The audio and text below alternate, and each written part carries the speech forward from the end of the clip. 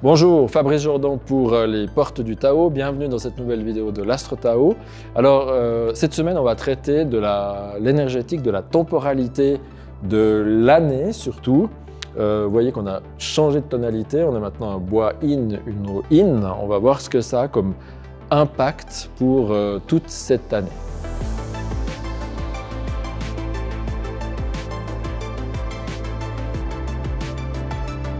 Voilà, donc cette année 2023 qui va changer énergétiquement le 4 février, vous voyez que on passe maintenant, donc les couleurs représentent les éléments ici, hein, et on passe alors d'une tonalité qui était déjà bois et eau, mais on est passé de deux éléments yang à maintenant deux éléments qui sont un bois yin et une eau yin en fait. Donc, pas besoin de dire que 2022, l'année dernière, a été une année qui a tenu ses promesses d'un point de vue énergétique, hein, avec toute cette déferlante, ce tsunami, cette violence qu'il y a eu, qui va probablement engendrer un certain nombre de changements, et un bois qui a été extrêmement mis à l'épreuve par le passage de cette eau violente. Heureusement, en tout cas, on a tous eu, je pense, des années 2022 assez difficiles, assez challengeantes. Il y avait une image, en tout cas moi, qui m'a tenu pendant toute l'année, c'était cette image du chêne toujours debout après le passage du tsunami ou de la déferlante, avec un joli coucher de soleil derrière, voilà. Mais 2022, ça a été costaud, parce qu'on avait deux éléments extraordinairement puissants qui passaient par là, et extraordinairement yang. Alors vous voyez, maintenant on change complètement de tonalité, puisqu'on a deux éléments yin. Alors, l'eau yin, en général, c'est tout ce qu'on assimile à la brume, à la rosée, à une eau qui est assez douce, fluctuante, un tout petit peu un peu moins mobile aussi que l'eau yang, mais il y a quelque chose qui est beaucoup plus doux. Les nuages, par exemple, aussi. Et puis le bois yin, c'est tout ce qui est la petite végétation, qui peut être de la bonne végétation ou des mauvaises herbes, mais qui a tendance, qui est beaucoup plus souple, qui peut ployer très facilement, qui peut se déployer, qui a besoin d'un support en général pour pouvoir justement prendre son expansion comme ça, et puis qui a cette capacité à se déployer sur de la terre, sur du métal, sur du bois, sur n'importe quel tuteur qui lui sert en fait de point d'appui. Alors évidemment, quand on met les deux ensemble, on a une eau yin et un bois yin. Qu'est-ce que ça donne comme image? L'eau yin peut venir doucement nourrir, arroser un peu le bois yin qui est la végétation. Donc si vous voulez, l'aspect positif de cette année, c'est que ça va nous permettre de nourrir doucement, avec beaucoup moins de violence que l'année dernière, notamment nos aspirations. L'eau se dirige naturellement en général vers le bois, en fait, qu'elle nourrit. Donc on dit que l'eau est la mère du bois. Et donc ça va venir nourrir doucement nos possibilités de créativité, de déploiement. Ça va essayer de diminuer un petit peu nos frustrations. Maintenant, évidemment, la condition pour que ça arrive, c'est que l'eau soit suffisamment forte pour nourrir le bois. Et on a un petit problème cette année, c'est que vous voyez déjà le mois de février, le premier mois, 2 fois du bois. Qu'est-ce que ça veut dire? C'est que d'emblée, déjà dans l'année, en plus il y a du feu là-dedans et de la terre. Donc cette eau, vous voyez qu'elle se retrouve coincée entre 3 bois, ici d'emblée en fait. Et après, quand on regarde la temporalité de cette eau, à peu près jusqu'au mois d'août, où le métal rentre en jeu, si on veut. Le métal est la mère de l'eau, il va venir la soutenir, mais en fait, cette eau, en début d'année jusqu'au mois de fin juillet, fin août, son gros problème, c'est qu'elle va être très sollicitée par d'autres éléments, et en elle-même, le risque, c'est qu'elle soit relativement faible. Alors, qu'est-ce que ça veut dire concrètement pour nous? Il ne faut pas se dire « Ah, mon Dieu, c'est la catastrophe, il n'y a pas d'eau cette année, gna, gna, gna. » Non, les cartes Badze ou l'énergétique chinoise doivent être lues de manière proactive. Donc c'est à nous de faire en sorte que cette eau yin, elle tienne le coup maintenant jusqu'à fin juillet, si vous voulez. Évidemment, idéalement, on aurait dû préparer cette eau yin en amont, en fait. Pendant l'hiver notamment, parce que là, on va rentrer au printemps chinois. Et quelqu'un qui aurait su ça beaucoup plus tôt aurait pu anticiper en se disant je vais préserver mon eau, donc je vais aller dans des pratiques, par exemple, qui préservent l'eau, qui font une préservation du Rhin, etc. Parce que maintenant, jusqu'au mois d'août, à peu près, cette eau va être mobilisée par le bois, elle va devoir nourrir le bois, elle va être ensuite contrôlée, elle va devoir contrôler le feu, ce qui va encore l'épuiser, etc. Et donc, je dirais que le travail principal de cette année, ou le risque principal, c'est une atteinte de l'eau en ce qui nous concerne. Alors, comment ça se traduit dans un corps, dans un psychisme? Si vous manquez d'eau au niveau du corps, le danger, c'est un vide des reins, qu'on appelle, et ça peut être justement un risque d'épuisement en ce début d'année. Donc, il y a quand même une invitation à la douceur, parce que c'est 2 fois des éléments in. Un des grands conseils qu'on peut donner à tout le monde, jusqu'en tout cas au mois de juillet et d'août, c'est d'y aller mollo cette année. D'aller tranquillement, oui, de faire les projets, oui, de nourrir la créativité. Mais quand il y a un élément in, vous voyez, il y a toujours un aspect un petit peu introspectif. Yang vers l'extérieur, l'année dernière, c'était une année où il fallait agir, parce que dans une déferlante yang, la seule manière de tenir debout, c'est soit complètement de s'effacer, soit de mettre le moteur pour tenir le cap. Dans une année in comme ça, il y a une invitation quand même à faire un peu d'introspection et à ne pas, si vous voulez, dépenser toute notre énergie à chaque fois qu'on sent qu'on en a un tout petit peu. Donc, comment on gère ce début d'année d'un point de vue énergétique? Il faut absolument favoriser cette eau. Vous voyez, le bois, c'est pas très grave, parce que le bois, il y en a tellement là au début d'année que de toute manière, il va être là, il va s'imposer d'une manière ou d'une autre, mais l'eau, pas du tout. Et donc, repos, le plus possible, chaque fois que vous pouvez, reposez-vous, reposons-nous. Deuxièmement, essayez de méditer quand vous pouvez, dos au nord, ça va favoriser le retour de l'eau, si on veut, ou en tout cas la cultivation de l'eau. Travaillez sur vos peurs cette année, mais gentiment, de manière in, justement. Ça vaut la peine d'aller, justement, en faisant cette introspection, de vous demander qu'est-ce qui vous bloque dans la vie, qu'est-ce qui vous empêche d'aller. Parce que vous voyez, cette eau doit être mise au service du bois normalement. Le bois, c'est toute cette créativité. Qu'est-ce qui vous empêche d'aller vers votre créativité, d'exprimer qui vous êtes, d'exprimer les particularités de qui vous êtes, votre individualité, si on veut, ou ce qui vous caractérise, vous, par rapport aux autres autour de vous. La diététique, éventuellement, peut servir à ça. Dans ce cas-là, demandez, là, je ne veux pas rentrer dans des conseils diététiques trop spécifiques, vous pouvez demander à des gens qui connaissent autour de vous, aller voir une fois un acupuncteur ou une acupunctrice, quelqu'un qui connaît la médecine chinoise, qui peut vous donner des conseils diététiques liés au rein, par exemple. Et puis, ça va être une bonne manière. En fait, paradoxalement, pour nourrir cette eau, on peut aller travailler un peu l'inconscient. C'est pour ça que je vous dis que ce mouvement in vers l'intérieur va préserver cette eau. Et puis après, de fait, parce que vous ne pouvez pas rester dans une grotte jusqu'au mois d'août, en fait, évidemment, vous allez devoir agir dans le monde.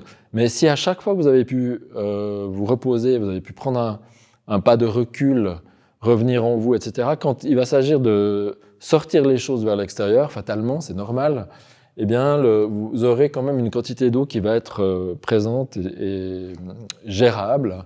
Et donc, c'est très important de penser comment régénérer sans cesse cette eau pendant cette année. Beaucoup dormir, calmer les pensées. Une chose très, très importante, les émotions très fortes, sont liées au feu en général en médecine chinoise. Et donc, si vous vivez une vie qui est extraordinairement émotionnelle, ou que vous vous mettez tout le temps dans des entourloupes émotionnelles qui vous mobilisent sans cesse, eh bien, que doit faire l'eau? Elle n'arrête pas d'être mobilisée pour aller calmer ce feu. Et donc, vous l'épuisez. Donc, c'est vraiment une invitation à essayer d'être un peu tranquille en ce début d'année, pas tellement forcément dans les activités externes, vous pouvez évidemment faire ce que vous voulez, mais d'y aller, j'allais dire, gentiment, pas de passage en force en ce début d'année. Et puis, comment dire ça? C'est aussi un appel. L'autre versant de l'eau, dans son aspect positif, vous voyez, dans son aspect négatif, on dit souvent l'eau, c'est les reins, donc c'est la peur. Mais en fait, non. c'est une eau qui est déjà un tout petit peu atteinte, qui émet une émotion de la peur. En fait, une eau saine, un rein plein, c'est un rein qui émet de la confiance. Donc, comment vous mettre en contact avec une forme de confiance cette année, jusqu'au mois d'août? Comment faire confiance, travailler sur cet aspect de la confiance en général.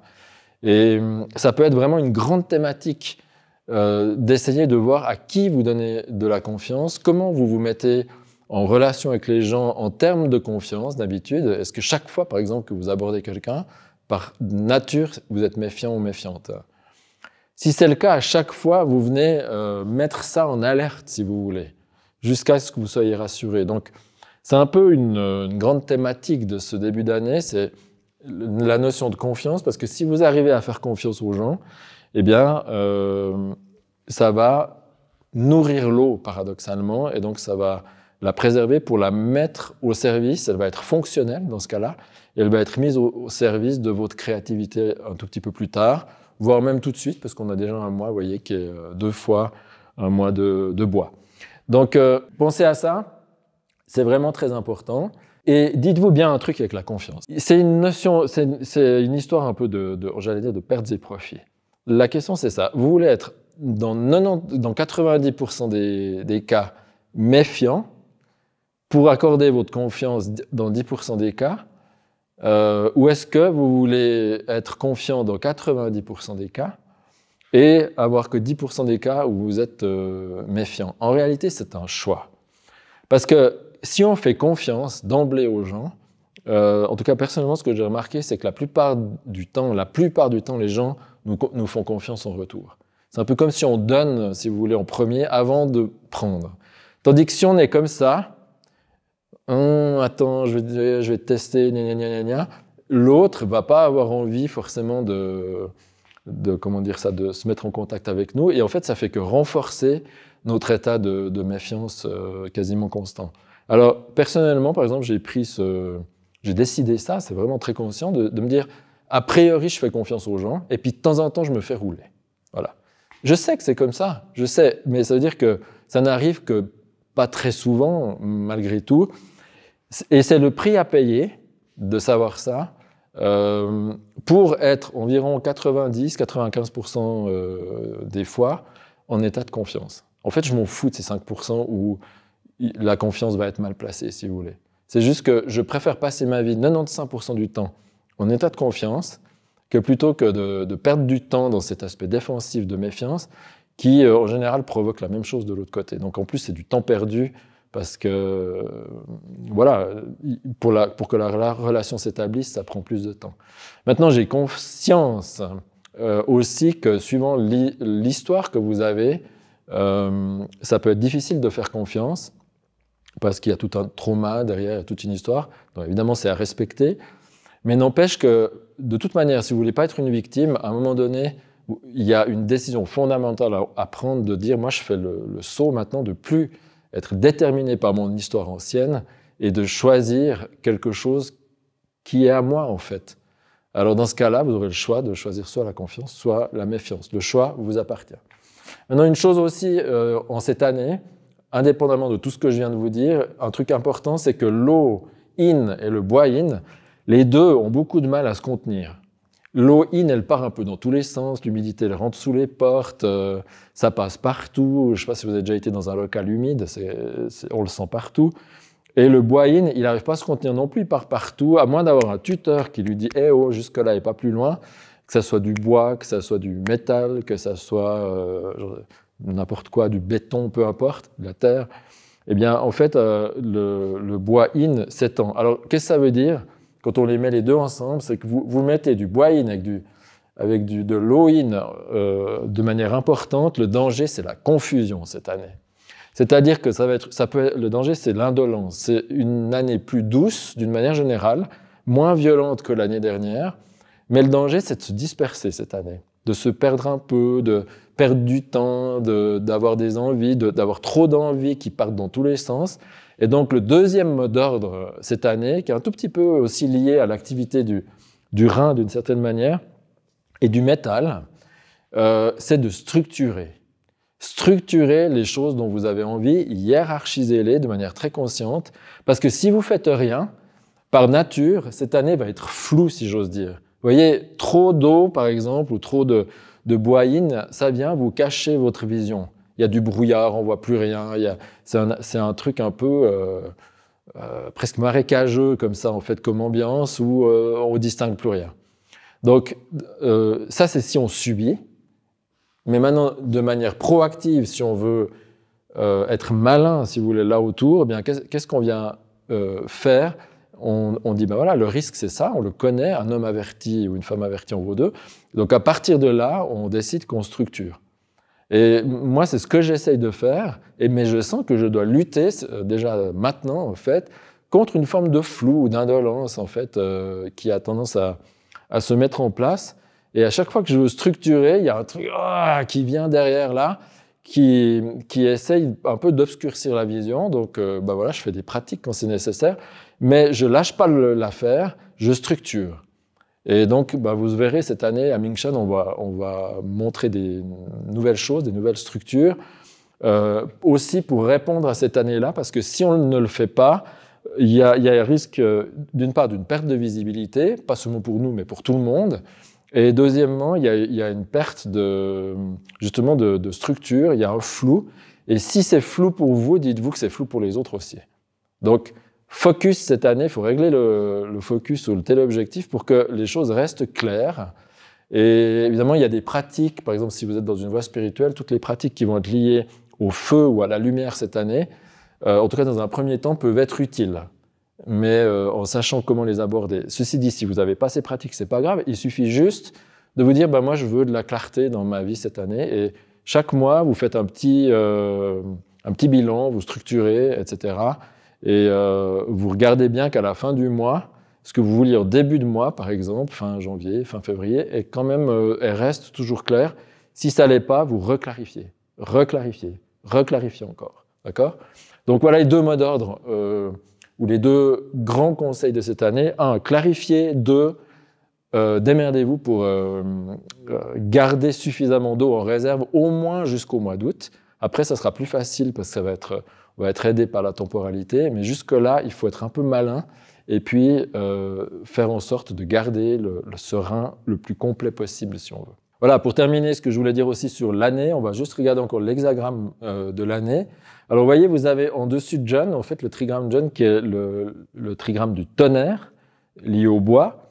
Et puis, en dessous, vous avez Tway, le trigramme du marais, qui est quelque chose de beaucoup plus doux, beaucoup plus in. Et donc, que nous dit cet hexagramme? C'est quelque chose, vous voyez, il y a dans quelque chose de doux ce tonnerre qui vient s'abattre.